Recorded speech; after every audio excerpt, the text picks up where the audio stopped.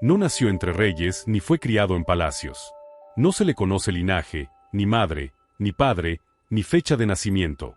Aparece en la Escritura como un relámpago en la noche, como una voz en medio del desierto, como un rugido celestial que rompe el letargo de un pueblo que había olvidado a su Dios.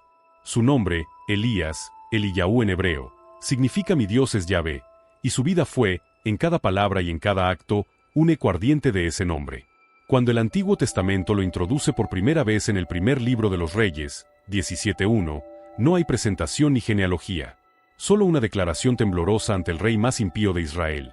Vive Yahvé, Dios de Israel, en cuya presencia estoy, que no habrá rocío ni lluvia en estos años, sino por mi palabra. Así, sin permiso ni ceremonia, comenzó la historia de uno de los más grandes profetas de todos los tiempos. Israel estaba dividido, espiritualmente enfermo, entregado a la idolatría. Acab, el rey, había tomado por esposa a una mujer extranjera, Jezabel, hija del rey de los Sidonios, sacerdotisa y devota de Baal. Bajo su influencia, el pueblo fue arrastrado a rendir culto a dioses ajenos. Altares paganos se erigieron donde antes ardía el fuego del Altísimo, y los profetas verdaderos eran perseguidos, escondidos en cuevas como criminales. Pero Elías no se escondía. Él era el profeta del Dios viviente, el defensor solitario de la fe pura. Vestido con un manto de pelo de camello y un cinturón de cuero, caminaba los desiertos de Galaad con la autoridad de los cielos. Era duro, solitario, incorruptible, y su palabra tenía poder porque no venía de él, sino de aquel ante quien se mantenía de pie. Después de anunciar la sequía, desapareció. Fue llevado por Dios al arroyo de Querit, donde cuervos le llevaban pan y carne por la mañana y por la tarde. Aquel milagro, que podría parecer extraño, casi mítico, revela una de las características más intrigantes de Elías, su conexión directa con el mundo espiritual y los elementos naturales.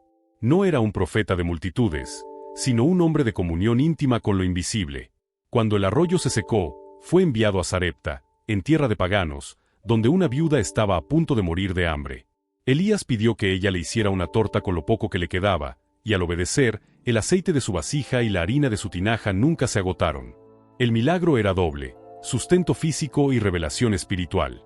Donde el corazón confía, la abundancia del cielo se manifiesta. Pero no fue ese su mayor prodigio en Sarepta. Cuando el hijo de la viuda murió, Elías oró con el alma, se tendió sobre el niño 3 veces, y clamó al Señor para que le devolviera la vida. Y así ocurrió. Por primera vez en la Escritura, un ser humano vencía la barrera de la muerte por medio de la oración profética. En ese momento, Elías no era ya solo un predicador del juicio. Se revelaba como puente entre Dios y los hombres, como un canal de milagros, como aquel que traía esperanza donde solo había desolación. Pero su historia aún estaba por estallar. Lo más recordado de Elías es, quizás, su confrontación con los profetas de Baal en el Monte Carmelo. Fue el momento cumbre de su ministerio público, el día en que el Dios verdadero se manifestó con fuego desde el cielo. Acab había permitido que Jezabel dominara espiritualmente Israel, estableciendo 450 profetas de Baal y 400 de Acera que comían en su mesa. Elías los desafió a todos. Un solo hombre frente a casi 1000 falsos profetas. En el Monte Carmelo, Elías les dijo: ¿hasta cuándo claudicaréis entre dos pensamientos? Si Yahvé es Dios, seguidle, y si Baal, seguidle. Fue un momento de definición nacional, un llamado a la fidelidad y al arrepentimiento. Pidió que se ofrecieran 2 holocaustos, uno para Baal y otro para Yahvé. El Dios que respondiera con fuego, ese sería el Dios verdadero. Los profetas de Baal clamaron todo el día, se hirieron con cuchillos, danzaron, gritaron, pero no hubo voz, ni fuego, ni respuesta. Entonces Elías reparó el altar del Señor, lo roció con agua 3 veces, y oró con sencillez. Y el fuego de Yahvé descendió del cielo, consumiendo el sacrificio, la leña, las piedras, el agua. El pueblo cayó sobre su rostro y gritó: Yahvé es Dios, Yahvé es Dios. Aquel día, Elías restauró la fe de una nación con una sola oración, con una sola acción cargada de poder divino. Fue un momento tan ardiente, tan absoluto, que la figura de Elías quedó desde entonces impregnada de fuego, fuego del cielo, fuego del celo, fuego del espíritu. Pero, como ocurre con todos los grandes enviados, después de la cima vendría el valle. Tras el triunfo, Jezabel juró matarlo. Y Elías, el valiente, se quebró. Tras su triunfo en el Monte Carmelo, donde el fuego descendió del cielo, uno podría imaginar que Elías sería celebrado, seguido, respetado. Pero la historia bíblica da un giro brusco. La reina Jezabel, humillada y furiosa, envía un mensaje: así me hagan los dioses y aún me añadan, si mañana a esta hora no he hecho con tu vida como con la de uno de ellos, refiriéndose a los profetas de Baal que Elías había hecho ejecutar. Elías, que se había enfrentado a reyes y había invocado fuego del cielo, huye. El león del Carmelo se convierte en un fugitivo errante. ¿Por qué huye Elías? La teología bíblica no idealiza a los profetas. Los muestra con su carne, con su miedo, con su alma en conflicto. Elías había esperado que el milagro del Carmelo cambiara el rumbo de la nación, pero en lugar de arrepentimiento colectivo, recibió amenazas de muerte. El desaliento lo devoró. No fue cobardía, sino agotamiento espiritual. El profeta ardiente cayó en la oscuridad del alma. Se fue al desierto, caminó un día entero, se sentó bajo un enebro y pidió morir.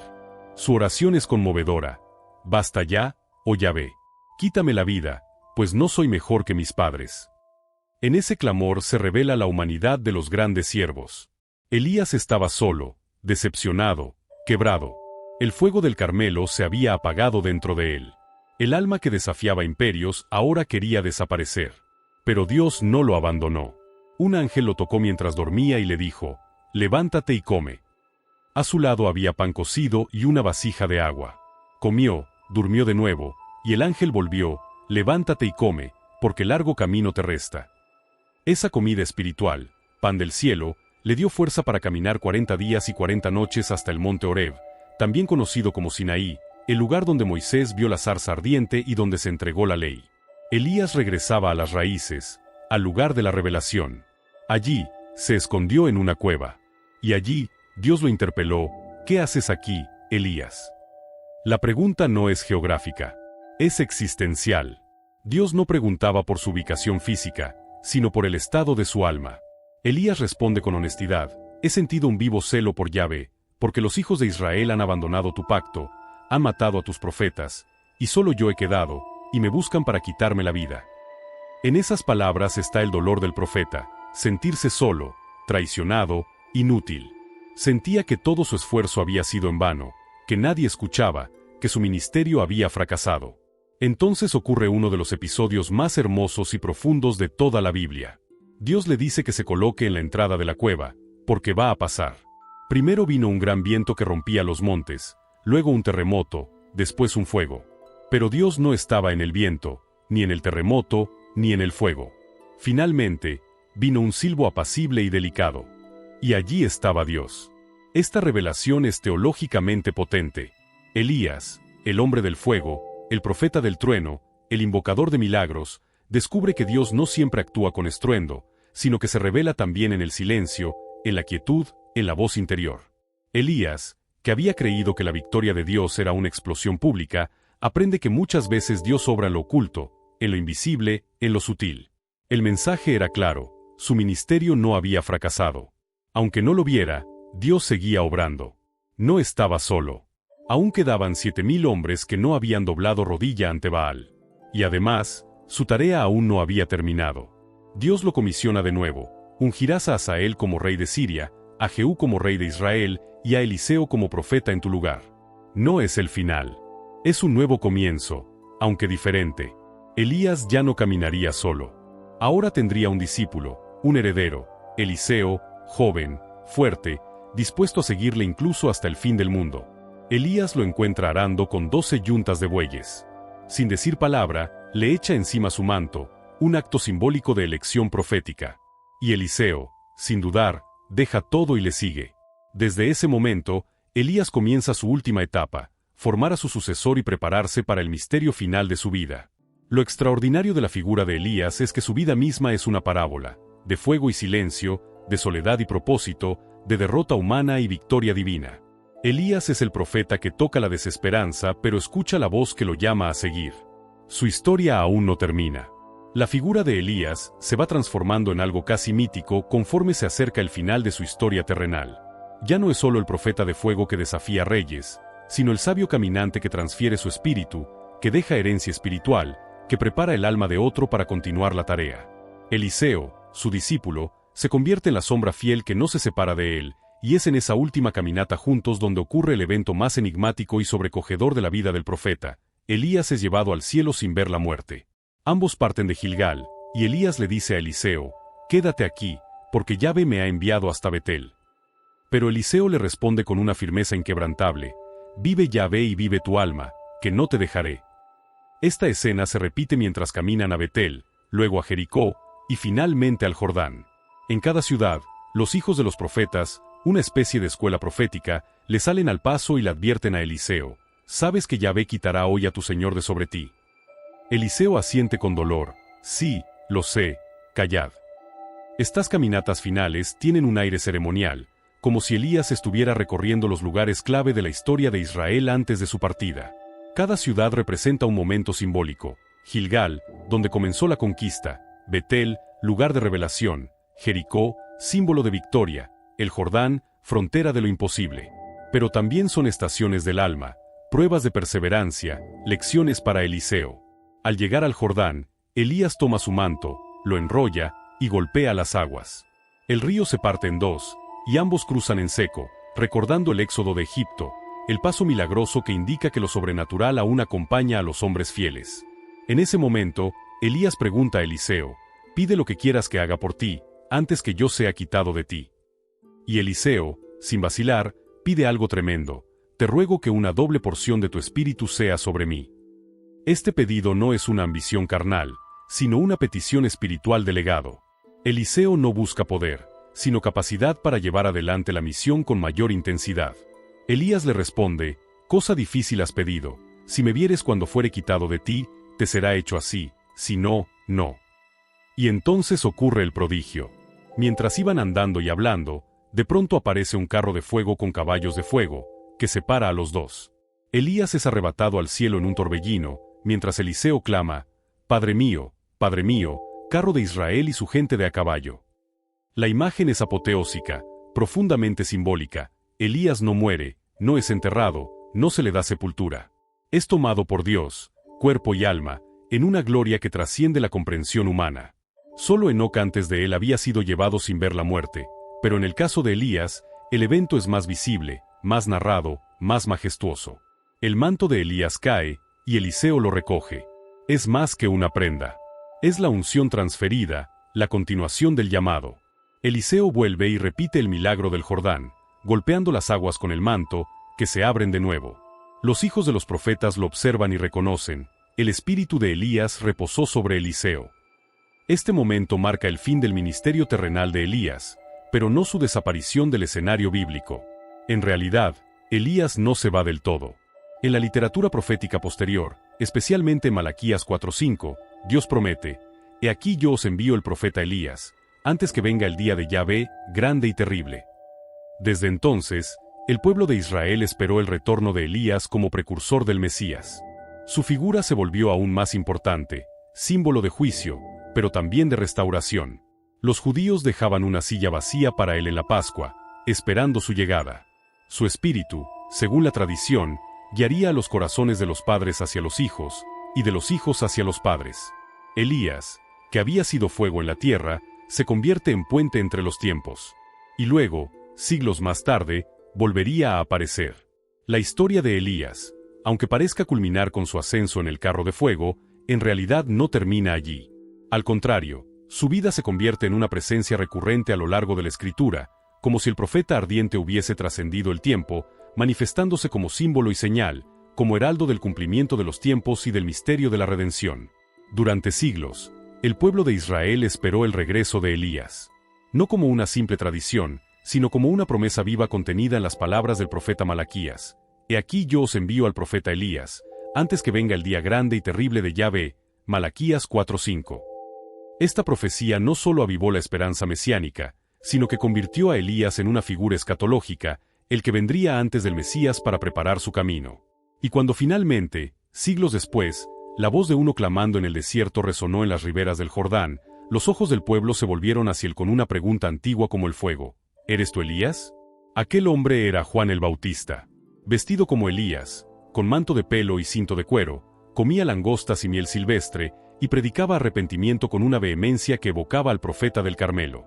Llamaba al pueblo al arrepentimiento, al regreso a Yahvé, tal como Elías lo había hecho ante los altares de Baal. Las autoridades religiosas, intrigadas y temerosas, le preguntaron: ¿Eres tú Elías? Y Juan, en su humildad y conciencia de su humanidad, dijo: No lo soy.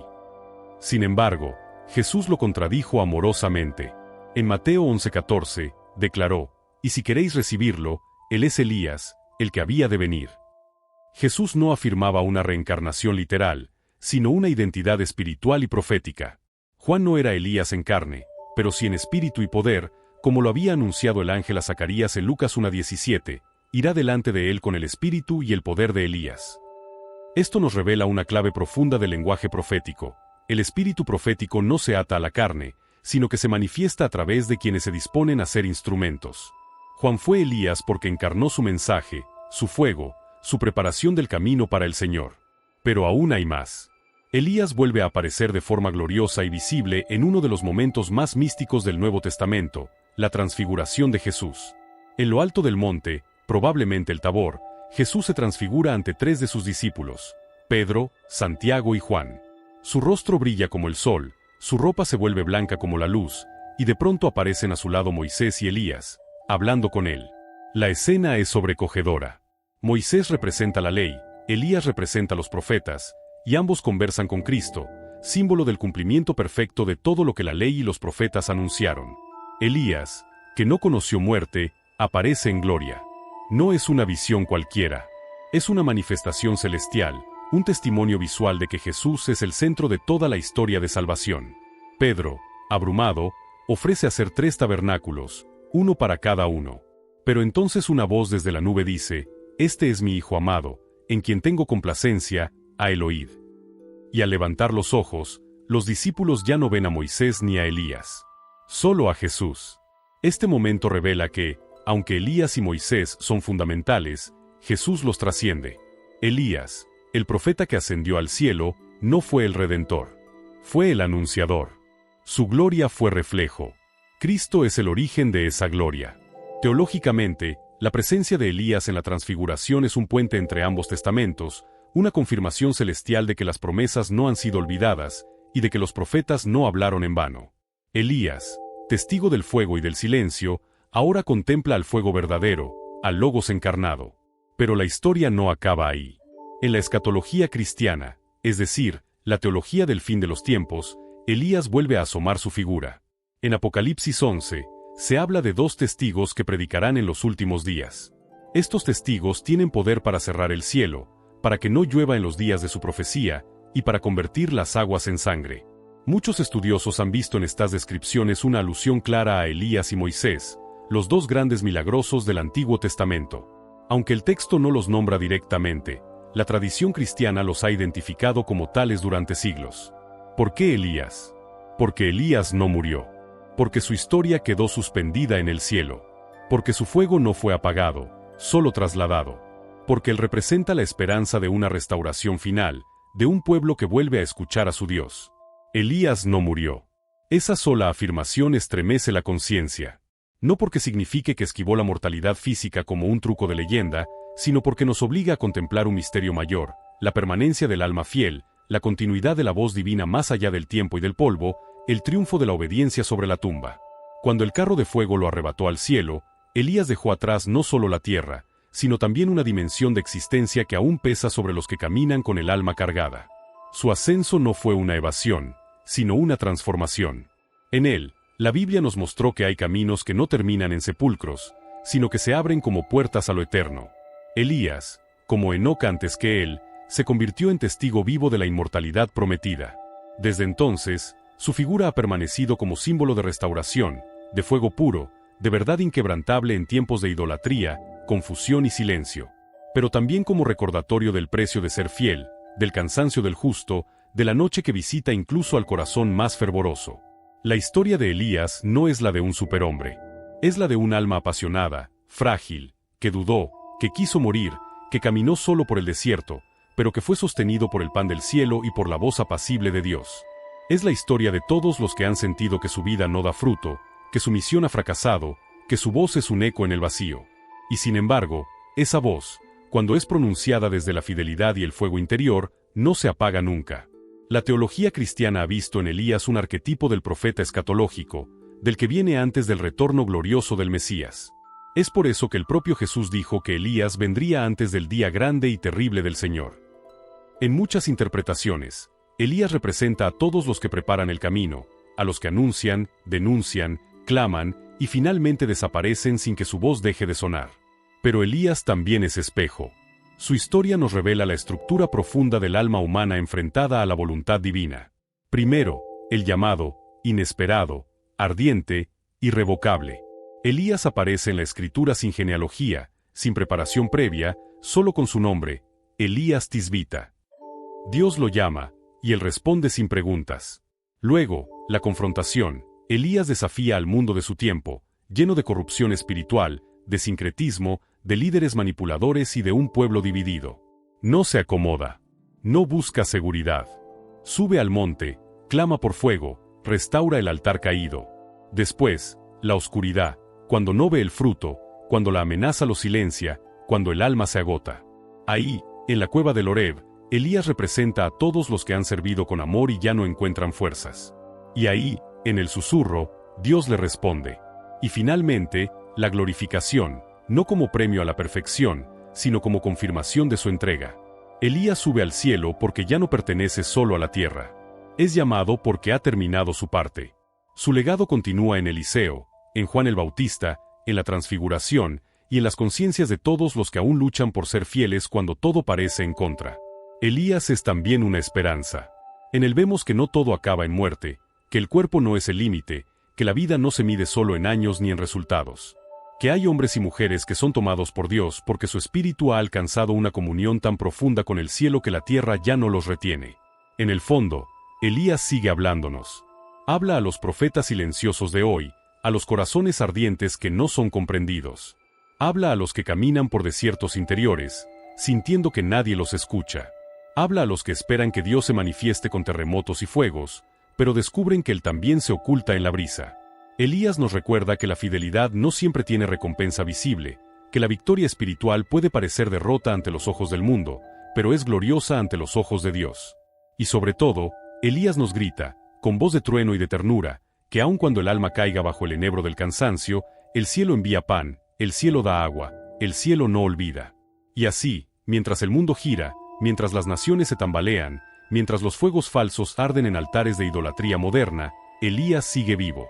No solo en el cielo, sino en la conciencia de cada alma que arde sin consumirse, que lucha por no doblar rodillas ante Baales nuevos, que escucha el susurro de Dios y se levanta a caminar de nuevo. Porque el profeta que nunca vio muerte, aún nos está enseñando a vivir.